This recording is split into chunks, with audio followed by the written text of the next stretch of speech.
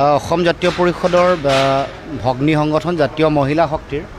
আজি ডিব্ৰুগড় জিলা সমিতি গঠনৰ উদ্দেশ্যে সাধাৰণ সভা আয়োজন কৰিছে আৰু ৬টা সমষ্টিৰ পৰা আমাৰ মহিলা প্ৰতিনিধিসকল আহিছে প্ৰায় ১৫০ গৰাকী মহিলা প্ৰতিটো সমষ্টি প্ৰতিনিধিত্ব কৰি আহিছে আৰু আশা ৰাখিছোঁ আহি থাকিব লগা দিনসমূহত আমাৰ দলৰ মহিলাৰ সংগঠন সকলো সমষ্টি সকলো পঞ্চায়ত আৰু পঞ্চায়তবোৰৰ অধীনত থকা বুথসমূহতো আমাৰ মহিলা সংগঠন যাতে শক্তিশালী ৰূপত গঢ়ি তোলে তাৰ কাৰণে আজি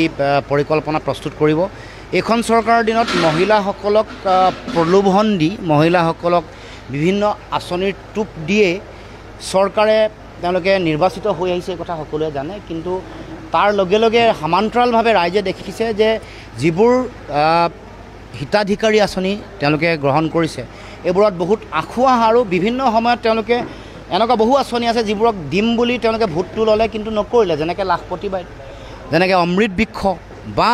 অমৃত কলহৰ যাত্ৰা কৰা বহু মহিলাই ভাবিছিল যে তেওঁলোকে পাব কোনো ধৰণৰ সেই আঁচনিৰ টকা পইচা নাপালে। আনকি যোৱা 2024 চনৰ লোকসভা নিৰ্বাচনৰ আগত অৰুণোদয়ৰ ভুৱা ফৰ্ম বিলাই সকলোকে অৰুণোদয় দিম বুলি কৈছিলে, কিন্তু দেখিছোঁ যে অৰুণোদয় ভুৱা ফৰ্ম বিলোৱাৰ পাছত তেওঁলোকে দিয়াৰ সলনি বহু মানুহৰ নাম কাটিলে আৰু নাপাবলগীয়া বহু মানুহে ঘৰ পাইছে। এনেকুৱা ধৰণৰ যিবোৰ আঁচনি আছে যিবোৰক লৈ তেওঁলোকে হিতাধিকাৰীৰ ৰাজনীতি প্ৰলোভনৰ ৰাজনীতি কৰি আহিছে, তাৰ মাজত যিবোৰ তেওঁলোকৰ যিবোৰ তেওঁলোকে ঠগি আহিছে বা তেওঁলোকে পক্ষপাত দুষ্ট আচৰণ কৰি বিভিন্ন তেওঁলোকৰ নিজৰ মানুহক দিছে অথচ বহুত পাব লগা মানুহক দিয়া নাই, সেইবোৰৰ বিৰুদ্ধে সজাগ সচেতন কৰিবৰ কাৰণে আৰু মহিলাসকলৰ মূল যিবোৰ সমস্যা সেই সমস্যাবোৰ আগন্তুক দিনসমূহত যাতে মহিলা শক্তিয়ে তেওঁলোকে সম্বোধন কৰে যুঁজে আগবঢ়াই লৈ যায় তাৰ কাৰণে আজি আমি সকলোকে আহ্বান জনাইছোঁ আৰু আশা ৰাখিছোঁ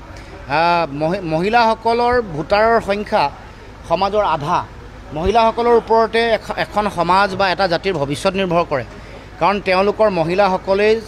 ভৱিষ্যত প্ৰজন্মৰ কাৰণে শিক্ষা সংস্কাৰ তেওঁলোকক দিব লগা সংস্কৃতি তেওঁলোকৰ স্বাৱলম্বনৰ বাটৰ কাৰণে তেওঁলোকক আধাৰ সকলো মহিলাসকলে মাতৃসকলে দিয়ে।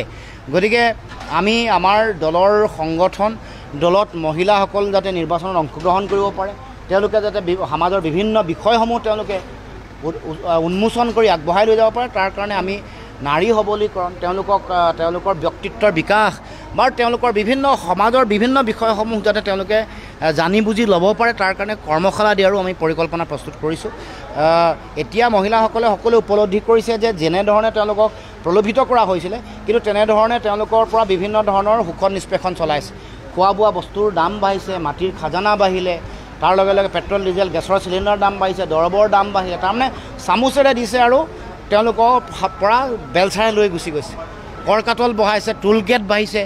এই গোটেই কথা বতৰাবোৰ মানুহৰ মাজে মাজে উপলব্ধি কৰিছে, কাৰণ মানুহে দেখিছে যে ১২৫০ টকাই এমাহত বৰ বেছি সহায় নকৰে, অথচ আজি যদি পানী যোগান ভালকৈ হয় এবিঘা মাটিত যদি ৬ কুইণ্টেল ধান উৎপাদন কৰিব পাৰে, ১ কুইণ্টেল ধানৰ দাম ২২৪০ টকা আছিলে, তেতিয়া ২৩০০ টকাতকৈ বেছি হ'ল। ২৩০০ টকা যদি দুবিঘা মাটি থাকিলে অন্ততঃ ৬ মাহ তেওঁলোকে এই ১২৫০ টকাতকৈ বেছি ধান বিক্ৰী কৰি তেওঁলোকে জীয়াই থাকিব পাৰে আৰু মেৰুদণ্ড পোনাই থাকিব। স্বাভিমানেৰে নিজৰ হাল আছে, নিজৰ ভৰিত আছে, কৰি খাইছোঁ, কাৰো